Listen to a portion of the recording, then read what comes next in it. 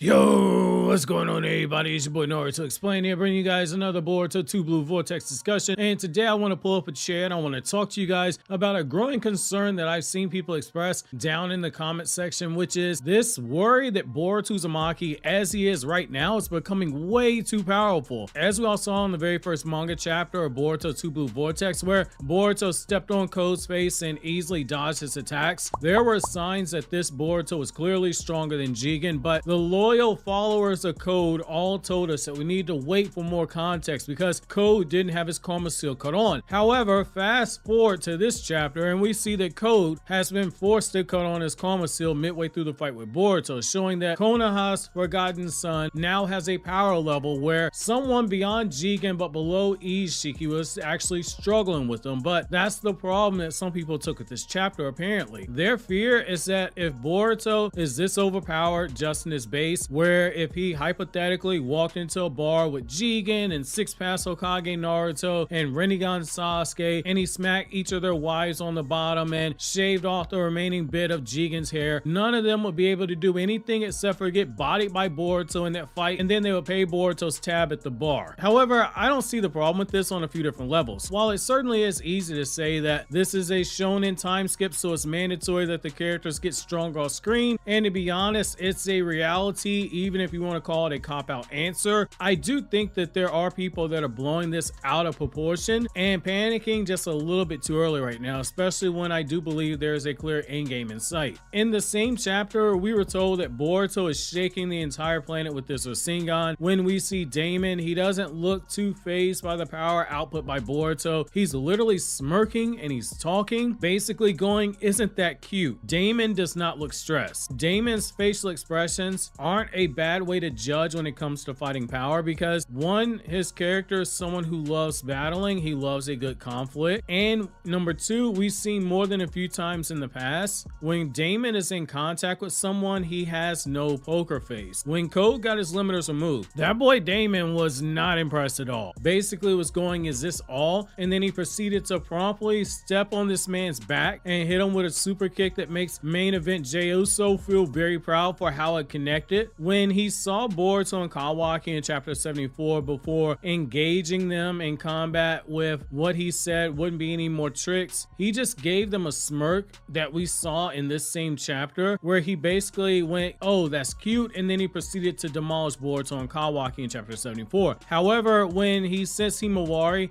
the boy's eyes got super wide because he said he sensed an enormous power inside of her. Damon looked more curious than anything else here, but he didn't seem like he was overly impressed with Boruto in this moment. He was beating up Code, someone who was stronger than Jigen, but to someone like Damon, he's not going to be all that impressed with a power output like that because his goal is to face someone who is strong enough to make him fight at full power. He literally tells us at the end of Boruto chapter 80, when he issues the challenge to Boruto, he wants him to get stronger for the express intent of making Damon fight at full power for the first time in his life. I do think that there's something to Damon's reaction here. He isn't sweating Boruto right now. Perhaps this is overconfidence on his part. It certainly could be. There's no doubt in my mind it could be overconfident. That would actually be in character for Damon. However, I say that to say Damon at the end of Boruto Naruto Next Generations was the strongest character in the series at that point. He's still someone who serves as a wall for Boruto to overcome. Beating Code and doing so only in his base, it doesn't change that. Unless we learn that Kawaki and Boruto has surpassed Damon during the time skip, then that's actually going to bring me to the next point, which is going to be Kawaki himself. Kawaki is someone who, it wouldn't surprise me if we learned that he's basically pulled a Sasuke on us, where Sasuke came out the 2.5-year Naruto time skip significantly stronger and served as another wall for our protagonist Naruto to overcome, which led to Naruto developing the wind release Rasen Shuriken in the process of his training underneath Kakashi. Sasuke served as motivation for Naruto to grow. From a narrative perspective, while Boruto and Kawaki in their base have been portrayed as being slightly relative to each other, when it came to their karma seal, Kawaki Kawaki was the one clearly ahead, both in terms of the amount of power that he's able to draw out of his karma seal, and as well as the way that he's able to skillfully use his karma. As the battles went on, when he began to get closer and closer to fully awakening the true power of karma, he was holding his own with Momoshiki when he hijacked Boruto's body, and he forced Momoshiki to push out the max amount of power that Boruto's body could muster at that point in time before Kawaki eventually took him down. There's a wall between these two, and there's always been a wall. Even when they fought the last time and Boruto surprised Kawaki with the giant rasengan, Kawaki held the advantage in that fight for the most part. I think from a narrative perspective, things continue in that way because this is the first time in this series where we truly seen Boruto has someone who could serve as a rival to push him, and that is very important. It's important to remember that prior to this, the closest thing that he had to a rival, it was Sarada, where they had some spats in the academy, like the boys versus girl episode in episode 4, where you saw the two of them going back and forth, and Boruto episode 24, where they're fighting on top of the Hokage monument. But Sarada herself acknowledged in the anime after she saw Boruto spar with Naruto and Boruto was using the karma seal, the moment that thunderclap arrow forced Naruto to make a shadow clone to tank it, it became clear that there were levels of power, and in that time since they became 10-7, Boruto had clearly surpassed her and was leaving her behind. She is no longer fit for that position, and she verbally says as much when she tells Mitsuki that the two of them need to train to reach Otsutsuki levels of power, or else they're going to be useless when it comes to supporting Boruto in the battles up ahead. The closest we've seen to Boruto having a fire lit under him where he knew he was going to have to work hard to defeat his enemy was when he almost got killed by Deepa in Boruto episode 166 and was forced to seek out training under Kakashi after Boruto sat in the hospital physically recovering and mentally depressed after that close encounter with death. That was the first time we saw Boruto training for long periods of time with the express purpose to take down someone and work on specific areas of his combat fighting style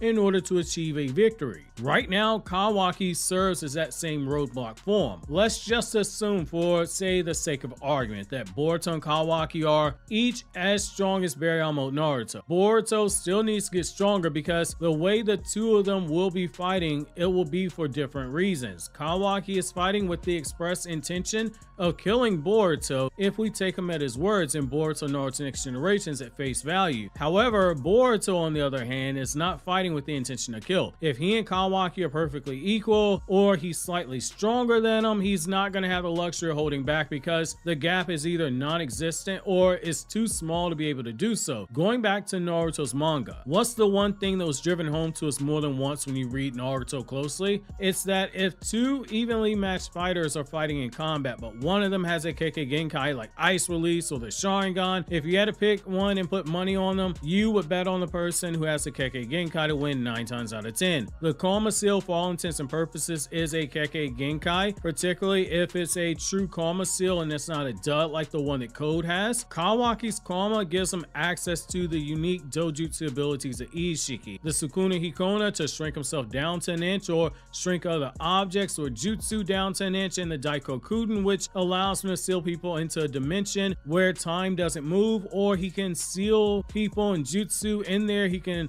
have objects that can be summoned out those dimensions at speeds that are so fast that not even a Sharingan or Rinnegan can fully track the speed, and the speeds are so fast that not even the sensory powers of Sage Mode can keep up with it. Those are hacks, basically overpowered abilities that can turn the tide in battle in a major way when they're used by the right person at the right time. If he and Kawaki fight and they're close or they're equal in power, there's a better chance of Kawaki winning, which brings me to the next point. Boruto has to get substantially stronger than Kawaki for this reason. If he's going to fight while holding back, he has to get so much stronger than Kawaki that he can match Kawaki's attacks that are filled with killing intent with his own level of equal strength in order to counter them and be still so much stronger than Kawaki to overpower Kawaki without killing him, which is easier said than done. It takes more energy to be expended to fight someone without the intention to kill them than it does to just outright kill them. There still exists the possibility of Boruto